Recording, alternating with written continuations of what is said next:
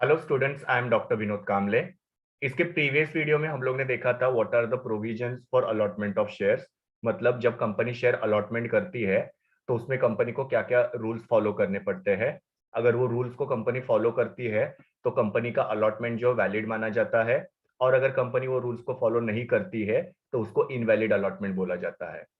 अभी इस वीडियो में हम लोग देखने वाले हैं what is the procedure involve in allotment of shares. मतलब कंपनी किस तरीके से शेयर्स का अलॉटमेंट करती है। तो उसके पहले हम लोग थोड़ा सा जानते हैं कि जब भी कंपनी को शेयर इशू करना होता है तो कंपनी क्या करती है, पब्लिक को प्रोस्पेक्टस इशू करती है। वो प्रोस्पेक्टस के अंदर कंपनी की और शेयर्स की सारी डिटेल होती है। तो पब्लिक क्या करते हैं, जो भी इंटरेस्टेड लोग होते हैं वो कंपनी का प्रोस्पेक्टस पढ़ते हैं, और उनको अगर वो कंपनी अच्छी लगी, अगर उनको शेयर बेटर लगे, तो वो लोग क्या करते हैं, प्रोस्पेक्टस के अंदर ही एक शेयर एप्लीकेशन फॉर्म होता है, उसको फिलअप करते हैं, उसके ऊपर साइन करते हैं, और कंपनी के बैंक में जाके एप्लीकेशन मनी के साथ वो एप्लीकेशन फॉर्म जो सबमिट करते हैं। फिर जब सब्सक्रिप्शन क्लोज हो जाता है, मतलब एप्लीकेशन का टाइम खत्म हो जाता है, तो बैंक क्या करती है, सारे जो एप्लीकेशन फॉर्म है वो कंपनी में भेजती है। और फिर बाद में कंपनी जो है उसमें से किसको शेयर देना है किसको शेयर नहीं देना है वो डिसाइड करती है। तो जब कंपनी इन्वेस्टर्स को शेयर देती है तो उसको अलॉटमेंट ऑफ शेयर बोला जाता है। तो किस तरीके से एप्लीकेशन करने के बाद में कंपनी इन्वेस्टर्स को शेयर अलॉट करती है या शेयर देती है, उसका पूरा प्रोसीजर हम लोग यहाँ पे देखने वाले हैं। तो सबसे पहला स्टेप है appointment of allotment committee. Now जब भी सब्सक्रिप्शन लिस्ट क्लोज हो जाती है, सब्सक्रिप्शन लिस्ट क्लोज होना मतलब क्या, शेयर को अप्लाई करने का लास्ट डेट खत्म हो जाता है। उसके बाद में सेक्रेटरी जो है बोर्ड ऑफ डायरेक्टर को इन्फॉर्म करती है कि शेयर को अलॉटमेंट करने के लिए हम लोग को अभी प्रिपरेशन करना पड़ेगा। अगर सपोज शेयर का जो सब्सक्रिप्शन है वो एट पार हुआ है या अंडर सब्सक्राइब हुआ है, तो कोई प्रॉब्लम नहीं होता है। वहां पे बोर्ड ऑफ डायरेक्टर्स क्या करते हैं, जिन्होंने भी शेयर्स के लिए अप्लाई किया उनको शेयर्स दे देते हैं।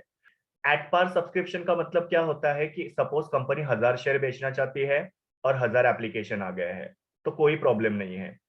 और दूसरा सिचुएशन होता है अंडर सब्सक्राइब। अंडर सब्सक्राइब का मतलब क्या होता है कि कंपनी 1,000 शेयर बेचना चाहती है और 800 एप्लीकेशन आए हैं। मतलब क्या कि जितना कंपनी शेयर इशू करना चाहती है उससे कम एप्लीकेशन आए तो उसको अंडर सब्सक्राइब बोलते हैं। तो जब पार सब्सक्रिप्शन होता है या अंडर सब्सक्रिप्शन होता है तो उसमें कोई प्रॉब्लम नहीं होता है। जिन्होंने जितने शेयर्स की डिमांड की है उतना उनको board of director share allot कर देते हैं। लेकिन प्रॉब्लम कब होता है, जब ओवर सब्सक्राइब्ड होता है। ओवर सब्सक्रिप्शन का मतलब क्या होता है कि कंपनी 1,000 शेयर बेचना चाहती है और 1,500 कंपनी को एप्लीकेशन मिले हुए हैं। तो यहाँ पे क्या हुआ है, ओवर सब्सक्रिप्शन हुआ है। और उस केस में कंपनी क्या करती है, अलॉटमेंट कमिटी को अपॉइंट करती है। और बेसिकली ये अलॉटमेंट कमिटी जो होती है उसका काम क्या होता है कि किसको शेयर्स देने हैं और किसको शेयर्स नहीं देने हैं वो डिसाइड करती है। मतलब ये जो अलॉटमेंट कमिटी है वो शेयर को अलॉट करने का एक बेसिस प्रिपेयर करती है, मतलब किस तरीके से हम लोग शेयर अलॉट करेंगे। क्योंकि क्या होता है कि अगर सपोज ओवर सब्सक्रिप्शन हुआ है और कंपनी ने कुछ लोगों को शेयर्स नहीं दिए, तो उस केस में जिनको शेयर्स नहीं मिले वो इन्वेस्टर जो है वो नाराज हो सकते हैं, और कंपनी ये नहीं चाहती है, बिकॉज कंपनी को इन्वेस्टर्स की जरूरत है। बिकॉज फ्यूचर में जब वापस से कंपनी शेयर को इश्यू करेगी मार्केट में तो इन्वेस्टर ने कंपनी में इन्वेस्ट करना चाहिए, तो कंपनी किसी भी इन्वेस्टर को यहाँ पे नाराज नहीं करना चाहती है। इसके लिए ये अलॉटमेंट कमिटी क्या करती है कि इस तरीके से अलॉटमेंट करती है कि सबको थोड़े थोड़े शेयर्स मिले और कोई भी इन्वेस्टर जो है नाराज नहीं हो। तो यहाँ पे आपको एक चीज याद रखना है कि इश्यू जो होता है वो पार सब्सक्राइब होता है या अंडर सब्सक्राइब होता है, तो यहाँ पे बोर्ड ऑफ डायरेक्टर सबको शेयर अलॉट करते हैं। लेकिन जब इश्यू ओवर सब्सक्राइब होता है तो यहाँ पे अलॉटमेंट कमिटी को अपॉइंट किया जाता है। अलॉटमेंट कमिटी जो है वो डिसाइड करती है कि किस बेसिस पे अलॉटमेंट करेंगे, और उसका रिपोर्ट जो होता है वो बना के बोर्ड ऑफ डायरेक्टर को सबमिट करते हैं। नाउ ये अलॉटमेंट कमिटी क्या होती है। अलॉटमेंट कमिटी जो होती है उसके अंदर भी कंपनी के बोर्ड ऑफ डायरेक्टर्स ही होते हैं। कंपनी के जो भी बोर्ड ऑफ डायरेक्टर्स है उसमें से ही कुछ लोगों की अलॉटमेंट कमिटी बनाई जाती है। और ये अलॉटमेंट कमिटी जो होती है वो क्या करती है, कंपनी का जो ओवर सब्सक्रिप्शन हुआ है वो ओवर सब्सक्रिप्शन का प्रॉब्लम जो सॉल्व करने के लिए ये कमिटी बनाई जाती है। वो लोग डिसाइड करते हैं कि किस तरीके से हम लोग सबको शेयर जो है अलॉट कर पाए, ताकि कोई भी इन्वेस्टर जो है कंपनी से नाराज नहीं हो। तो इसके लिए ये बोर्ड ऑफ डायरेक्टर्स की एक अलॉटमेंट कमिटी जो होती है वो बनाई जाती है। Then second step is hold board meeting to decide the basis of allotment. जैसे मैंने फर्स्ट पॉइंट में आप लोगों को बताया कि एक अलॉटमेंट कमिटी अपॉइंट की जाती है और वो अलॉटमेंट कमिटी क्या करती है, बेसिस ऑफ अलॉटमेंट जो है वो डिसाइड करती है और उसका रिपोर्ट प्रिपेयर करती है। और वो रिपोर्ट जो होता है वो बोर्ड ऑफ डायरेक्टर को सबमिट किया जाता है। फिर यहाँ पे बोर्ड मीटिंग होती है। और बोर्ड ऑफ डायरेक्टर जो होते हैं वो क्या करते हैं, अलॉटमेंट कमिटी ने जो अलॉटमेंट का रिपोर्ट या फॉर्मूला जो सबमिट किया है उसको अप्रूव करते हैं।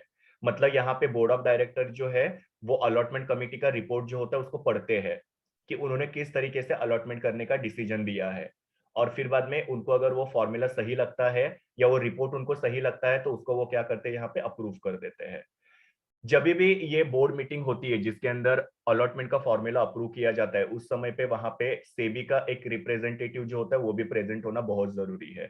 मतलब यहाँ पे इस बोर्ड मीटिंग के अंदर बोर्ड ऑफ डायरेक्टर्स भी होते हैं, अलॉटमेंट कमिटी के मेंबर्स भी होते हैं, उनके साथ साथ सेबी का एक रिप्रेजेंटेटिव भी होता है। बिकॉज सेबी जो होता है वो क्या करता है, स्टॉक मार्केट को कंट्रोल करता है। और कंपनी में किसी भी तरीके से कोई भी फ्रॉडुलेंट एक्टिविटीज वगैरह नहीं हो और प्रॉपर तरीके से अलॉटमेंट हो, इसके लिए सेबी का एक रिप्रेजेंटेटिव जो होता है वो यहाँ पे बोर्ड मीटिंग में प्रेजेंट होता है। उसी के साथ साथ जब शेयर्स लिस्टेड होते हैं, शेयर लिस्टेड होना मतलब क्या, किसी भी कंपनी के शेयर्स किसी भी स्टॉक एक्सचेंज में रजिस्टर्ड होना। जिस कंपनी के शेयर लिस्टेड होते हैं उस कंपनी को क्या करना पड़ता है, ये जो अलॉटमेंट फॉर्मूला अलॉटमेंट कमिटी ने बताया हुआ है वो उस स्टॉक एक्सचेंज से अप्रूव कराना जरूरी होता है। जैसे कि सपोज एक पर्टिकुलर कंपनी है जिसके शेयर बॉम्बे स्टॉक एक्सचेंज और नेशनल स्टॉक एक्सचेंज में रजिस्टर्ड है या लिस्टेड है, और वो कंपनी का ओवर सब्सक्रिप्शन हुआ है, तो उनके बोर्ड ऑफ डायरेक्टर ने उनको एक अलॉटमेंट का फॉर्मूला बताया है, तो उस कंपनी को क्या करना पड़ेगा, उनके जो स्टॉक एक्सचेंज है बीएससी और एनएससी उनके पास से वो फॉर्मूला जो है अप्रूव करके लेना पड़ेगा। तो इस तरीके से यहाँ पे बोर्ड मीटिंग होता है और बोर्ड मीटिंग के अंदर बोर्ड ऑफ डायरेक्टर जो होते हैं वो अलॉटमेंट का फॉर्मूला अप्रूव करते हैं। उस मीटिंग के अंदर सेबी का रिप्रेजेंटेटिव भी प्रेजेंट रहता है। और उसी के साथ साथ कंपनी अगर लिस्टेड है तो वो कंपनी को क्या करना पड़ता है, जिस स्टॉक एक्सचेंज में कंपनी लिस्टेड है उनके पास से भी ये अलॉटमेंट फॉर्मूला जो होता है पास करवाना पड़ता है। फिर बाद में ये सब ने ये अलॉटमेंट का फॉर्मूला पास करने के बाद में यहाँ पे एप्लीकेशन और अलॉटमेंट लिस्ट बनाया जाता है। एप्लीकेशन लिस्ट मतलब क्या, किसने किसने शेयर्स के लिए अप्लाई किया था, और अलॉटमेंट लिस्ट का मतलब क्या होता है, किनको शेयर अलॉट किए हैं और कितने शेयर अलॉट किए हैं। तो बेसिकली ये जो अलॉटमेंट लिस्ट होता है उसके अंदर जिनको शेयर अलॉट किए हैं उनके नाम जो होते हैं वो लिखे रहते हैं। और ये अलॉटमेंट लिस्ट जो होगा उसके ऊपर जो ये बोर्ड मीटिंग के चेयरमैन है उनकी और सेक्रेटरी की सिग्नेचर होती है। Then third step is pass board resolution for allotment. Now यहाँ पे जो बोर्ड मीटिंग होता है उसके अंदर शेयर अलॉटमेंट करने का एक रिजोल्यूशन पास किया जाता है। रिजोल्यूशन मतलब एक फाइनल डिसीजन जो होता है वो लिया जाता है कि सारे बोर्ड ऑफ डायरेक्टर जो है वो अलॉटमेंट कमिटी ने बताए हुए फॉर्मूले के हिसाब से या जिन्होंने भी शेयर को अप्लाई किए हैं उन सबको शेयर्स अलॉट करने के लिए रेडी है करके, ऐसा एक रिजोल्यूशन जो होता है बोर्ड मीटिंग के अंदर पास किया जाता है। रिजोल्यूशन जो होता है उसके अंदर ये भी मेंशन किया जाता है कि सेक्रेटरी को अथॉरिटी दी है कि सेक्रेटरी क्या करे, लोगों को लेटर ऑफ अलॉटमेंट और लेटर ऑफ रिग्रेट जो है वो भेजे। अलॉटमेंट लेटर का मतलब क्या होता है कि जो भी एप्लीकेंट का नाम एप्लीकेशन और अलॉटमेंट लिस्ट में दिख रहा है, मतलब जिनको शेयर अलॉट हुए हैं उनको कंपनी क्या करती है, लेटर ऑफ अलॉटमेंट भेजती है। और जिनको कंपनी शेयर नहीं दे रही उनको रिग्रेट लेटर भेजना पड़ता है। और रिग्रेट लेटर के साथ साथ उन लोगों को रिफंड ऑर्डर भी देना पड़ता है। रिफंड ऑर्डर मतलब क्या, उन्होंने एप्लीकेशन के टाइम पे जो पैसा भरा था वो पैसा उनको रिफंड करना पड़ेगा। देखो यहाँ पे बोर्ड मीटिंग हुआ, बोर्ड मीटिंग के अंदर अलॉटमेंट का रिजोल्यूशन पास किया, और फिर बाद में ये रिजोल्यूशन के अंदर सेक्रेटरी को ऑथोराइज किया है कि सेक्रेटरी जो है वो जितने भी एप्लीकेंट्स है उनको लेटर ऑफ अलॉटमेंट और लेटर ऑफ रिग्रेट्स भेजे। लेटर ऑफ रिग्रेट जो होता है वो उनको भेजा जाता है जिनको शेयर नहीं मिले हैं, और वो लेटर ऑफ रिग्रेट के साथ उनको रिफंड ऑर्डर भी भेजना पड़ता है। और लेटर ऑफ अलॉटमेंट उनको भेजा जाता है जिनको शेयर अलॉट हुए हैं, ताकि उनको पता चले कि कंपनी ने उनको शेयर्स दे दिए हैं करके। ना यहाँ पे और भी कुछ कंडीशन है, अगर सपोज कंपनी यहाँ पे इलेक्ट्रॉनिक मोड में शेयर इशू कर रही है, मतलब ऑनलाइन कंपनी यहाँ पे शेयर इशू कर रही है, तो अलॉटमेंट लेटर जो होता है वो इंडिविजुअल एप्लीकेंट को भेजने की जरूरत होती नहीं है। यहाँ पे क्या करती है कंपनी, जो एनएसडीएल और सीडीएसएल ये जो डिपॉजिटरीज होते हैं उनको अलॉटमेंट के बारे में इन्फॉर्म करती है। मतलब एनएसडीएल और सीडीएसएल जो होते हैं उनके पास इन्वेस्टर्स के जो डिमैट अकाउंट होते हैं वो ऑपरेट होते हैं। मतलब मेन जो हमारा डिमैट अकाउंट होता है वो एनएसडीएल और सीडीएसएल के पास ऑपरेट होता है। तो ये दोनों को डिपॉजिटरी बोला जाता है। तो ये एनएसडीएल और सीडीएसएल को कंपनी को इन्फॉर्म करना पड़ता है कि हमने ये इन्वेस्टर्स को शेयर अलॉट किए है करके। और फिर एनएसडीएल और सीडीएसएल क्या करते हैं, वो जो एप्लीकेंट है उनके डीमैट अकाउंट के अंदर वो एंट्री पास कर देते हैं, तो इन्वेस्टर्स को पता चल जाता है कि उनको शेयर जो है मिल गए हैं करके। तो जब फिजिकल फॉर्म में कंपनी शेयर इशू करती है तो यहाँ पे लेटर ऑफ अलॉटमेंट भेज के उनको इन्फॉर्म करती है कि आपको शेयर्स मिल गए हैं। और जब ऑनलाइन फॉर्म में शेयर्स होते हैं तो वहां पे कंपनी को लेटर ऑफ अलॉटमेंट भेजना नहीं पड़ता है। एनएसडीएल और सीडीएसएल को सिर्फ कंपनी को इन्फॉर्म करना होता है और वो लोग क्या करते हैं, जो भी इन्वेस्टर है उसके अकाउंट के अंदर वो एंट्री पास कर देते हैं, जिससे इन्वेस्टर्स को पता चलता है कि उनको शेयर जो अलॉट हो चुके हैं। Then next step is collection of allotment money. ना जैसे हम लोग ने देखा कि कंपनी ने जो भी इन्वेस्टर्स को शेयर अलॉट किए हैं उनको लेटर भेजा है जिसको लेटर ऑफ अलॉटमेंट बोलते हैं, और वो लेटर ऑफ अलॉटमेंट के अंदर लिखा रहता है कि आपको शेयर मिल चुके हैं तो अभी आप लोग क्या करो, अलॉटमेंट मनी पे करो। अलॉटमेंट मनी मतलब क्या होता है, जैसे कि 10 रुपए का शेयर है तो कंपनी क्या करेगी, एप्लीकेशन के टाइम पे 2 रुपया लेगी, फिर अलॉटमेंट के टाइम पे सपोज कंपनी और 2 रुपया मंगा रही है तो वो लेटर के अंदर लिखा रहता है कि आप अलॉटमेंट मनी मतलब 2 रुपया जो है कंपनी के बैंक में जाके पे करो करके। तो यहाँ पे जिनको जिनको अलॉटमेंट लेटर मिला हुआ है वो लोग क्या करते हैं, कंपनी के बैंक में जाते हैं और वहां पे ये अलॉटमेंट मनी जो होता है वो पे करते हैं। तो जैसे मैंने आप लोगों को यहाँ पे बताया कि कंपनी सबको लेटर ऑफ अलॉटमेंट भेजती है जिसके अंदर लिखा हुआ रहता है कि कितने शेयर उनको मिले हैं और कितना अलॉटमेंट मनी वो जो एप्लीकेंट है उनको पे करना है। और ये पैसा जो होता है कंपनी के स्पेसिफाइड बैंक में ही पे करना पड़ता है। वो कंपनी वो बैंक का नाम और ब्रांच जो होता है और अकाउंट नंबर जो होता है वो लेटर के अंदर मेंशन करती है। उसी बैंक में जाके एक स्टिपुलेटेड टाइम दिया रहता है, मतलब एक पर्टिकुलर टाइम पीरियड दिया रहता है कि इतने दिन में जाके आप वो पैसा पे करो करके। उसके बाद में है जब भी कंपनी पब्लिक इशू करती है या राइट इशू करती है। पब्लिक इशू मतलब क्या, जहां पे कंपनी शेयर जो है वो पब्लिक को इशू कर रही है। और राइट इशू में कंपनी क्या करती है, अपने शेयर्स को एग्जिस्टिंग इक्विटी शेयर होल्डर को इशू करती है। सो ये पब्लिक इशू और राइट इशू में जनवरी 2016 से अजबा मतलब application supported by blocked amount ये मैंडेटरी हो चुका है। यहाँ पे क्या होता है कि सपोज कोई इन्वेस्टर शेयर्स के लिए अप्लाई करता है तो वो बैंक को इंस्ट्रक्शंस देता है, उसके बाद में बैंक क्या करती है, वो जो एप्लीकेशन मनी होता है उसको ब्लॉक कर देती है। मतलब वो पैसे को इन्वेस्टर्स यूज नहीं कर सकते हैं। सो जो भी इन्वेस्टर्स पब्लिक इशू और राइट इशू के लिए अप्लाई करते हैं उस केस में बैंक जो होते हैं उनके अकाउंट में से वो जो पैसा होता है जितने शेयर्स के लिए उन्होंने अप्लाई किया है वो पैसा ब्लॉक करके रखती है। और ये जनवरी 2016 से कंपलसरी हो चुका है। सो यहाँ पे इन्वेस्टर्स ने क्या किया, बैंक में जाके अलॉटमेंट मनी पे कर दिया बिकॉज उनको शेयर अलॉट हुए हैं। उसके बाद में है arrangement relating to letter of renunciation. Now renunciation का मतलब क्या होता है, त्याग करना। काफी बार क्या होता है कि इन्वेस्टर जो होते हैं वो स्टार्टिंग में शेयर में इन्वेस्टमेंट करने के लिए काफी इंटरेस्टेड रहते हैं, लेकिन जब तक उनको शेयर अलॉट होते हैं तब तक उनका इंटरेस्ट जो होता है वो खत्म हुआ रहता है, उनको फिर वो कंपनी में इन्वेस्टमेंट नहीं करना होता है। या कभी कभी इन्वेस्टर जो होते हैं वो अपने शेयर किसी और को देना चाहते हैं, तो उस केस में क्या होता है, उनको लेटर ऑफ रिनंसिएशन जो होता है कंपनी को सबमिट करना पड़ता है और उसके साथ साथ लेटर ऑफ अलॉटमेंट भी देना पड़ता है। तो कंपनी क्या करती है, लेटर ऑफ रिनंसिएशन के अंदर जो पर्सन का नाम लिखा हुआ है उसको शेयर्स फिर दे देगी। सो यहाँ पे लेटर ऑफ रिनंसिएशन का अगर केस होता है तो उसके लिए भी कंपनी को यहाँ पे अरेंजमेंट करना पड़ता है। सो जैसे मैंने यहाँ पे लिखा हुआ है कि जो भी एप्लीकेंट है जिनको शेयर अलॉट हो चुके हैं वो अपने शेयर्स को किसी और पर्सन के नाम पे रिनाउंस कर सकते हैं, मतलब शिफ्ट कर सकते हैं क्योंकि उनको वो शेयर नहीं चाहिए करके। यहाँ पे जो एप्लीकेंट होता है उनको क्या करना पड़ता है, एक रिनंसिएशन का फॉर्म होता है वो फिलअप करना पड़ता है और वो फॉर्म के साथ उनको जो लेटर ऑफ अलॉटमेंट मिला है उसकी ओरिजिनल कॉपी जो होता है कंपनी में सबमिट करनी होती है। उसके बाद में यहाँ पे बोर्ड मीटिंग होता है और बोर्ड मीटिंग के अंदर ये लेटर ऑफ रिनंसिएशन जो होता है उसको अप्रूव किया जाता है। क्योंकि कंपनी में कोई भी एक्टिविटी होती है तो उसके लिए बोर्ड मीटिंग होके उसके अंदर डिस्कशन करके रिजोल्यूशन पास किया जाता है।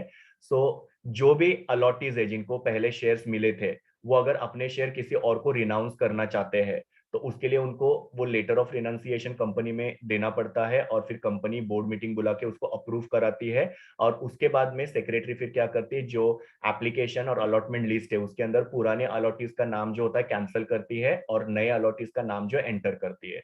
नए अलॉटीज मतलब क्या, पुराने अलॉटी ने अपने शेयर जिसके नाम पे रिनाउंस किए हैं उनका नाम जो होता है वो एप्लीकेशन और अलॉटमेंट लिस्ट में करेक्ट किया जाता है। Then next step is arrangement relating to splitting of allotment letter. Splitting का मतलब होता है डिवाइड करना। मतलब यहाँ पे कुछ जो अलॉटीज होते हैं जिनको शेयर अलॉट हुए वो लोग कंपनी को रिक्वेस्ट कर सकते हैं कि ये अलॉटमेंट लेटर को आप क्या करो, स्प्लिट करो। यहाँ पे एप्लीकेंट ने क्या किया, कंपनी को रिक्वेस्ट किया स्प्लिटिंग के लिए। स्प्लिटिंग मतलब क्या होता है, यहाँ पे जो शेयर्स होते हैं वो दो या दो से ज्यादा लोगों के नाम पे स्प्लिट किए जाते हैं या डिवाइड किए जाते हैं। मतलब सपोज मिस्टर ए को 50 शेयर्स मिले, लेकिन मिस्टर ए जो है वो क्या करना चाहता है, वो शेयर्स को 3 लोगों के नाम पे स्प्लिट करना चाहते हैं। जैसे कि खुद के नाम पे 20 शेयर्स, उनके वाइफ के नाम पे 20 शेयर्स और उनके लड़की के नाम पे 10 शेयर्स, ऐसे वो शेयर्स को क्या करना चाहते हैं, स्प्लिट करना चाहते हैं, तो वो भी ऑप्शन होता है। तो जब भी उन्होंने अप्लाई किया था तो खुद के नाम से अप्लाई किया था, लेकिन अभी वो अलॉटमेंट को क्या करना चाहते हैं, स्प्लिट करना चाहते हैं। तो स्प्लिटिंग का मतलब क्या होता है, शेयर्स को दो या दो से ज्यादा लोगों के नाम पे बांटना। फिर बाद में अगेन यहाँ पे बोर्ड मीटिंग होता है, और बोर्ड मीटिंग के अंदर ये जो स्प्लिटिंग ऑफ अलॉटमेंट लेटर हुआ है उसको अप्रूव किया जाता है। मतलब बोर्ड मीटिंग होती है, उसके अंदर ये सारे जो स्प्लिटिंग के केसेस है वो रखे जाते हैं, बोर्ड ऑफ डायरेक्टर उसके ऊपर डिस्कशन करते हैं और उसको अप्रूवल दे देते हैं। फिर बोर्ड ऑफ डायरेक्टर का अप्रूवल मिलने के बाद में सेक्रेटरी क्या करती है, वो जो स्प्लिटिंग है उसको एप्लीकेशन और अलॉटमेंट लिस्ट के अंदर एंटर करती है। मतलब पहले वो एप्लीकेशन और अलॉटमेंट लिस्ट में एक ही पर्सन का नाम दिख रहा था, अभी उसमें और दो जन ऐड हुए, तो सेक्रेटरी उस हिसाब से वहां पे एंट्री करती है। तो अगेन यहाँ पे भी सेम चीज हुई थी जैसे हम लोग ने रिनंसिएशन में देखा था। यहाँ पे भी क्या हुआ कि जिनको भी स्प्लिट करवाना है उनको एक एप्लीकेशन फॉर्म भर के कंपनी में सबमिट करना पड़ता है, और जिनके नाम पे उनको वो शेयर्स को स्प्लिट करना है वो सबके नाम वहां पे मेंशन करने पड़ते हैं। फिर बोर्ड मीटिंग होता है और उसके अंदर उसका अप्रूवल होता है, और फिर बाद में सेक्रेटरी जो है वो एप्लीकेशन और अलॉटमेंट लिस्ट के अंदर वो जो शेयर्स है उसको स्प्लिट कर देती है। फिर बाद में सेक्रेटरी जिनके जिनके नाम पे शेयर्स को स्प्लिट किया है वो सबको लेटर भेज के इन्फॉर्म करती है कि आपके नाम पे इतने शेयर जो है वो स्प्लिट किए गए हैं करके। तो ये जो स्प्लिट लेटर है वो हर एक पर्सन जिसके नाम पे शेयर्स को स्प्लिट किया गया है उनको भेजना सेक्रेटरी को जरूरी होता है।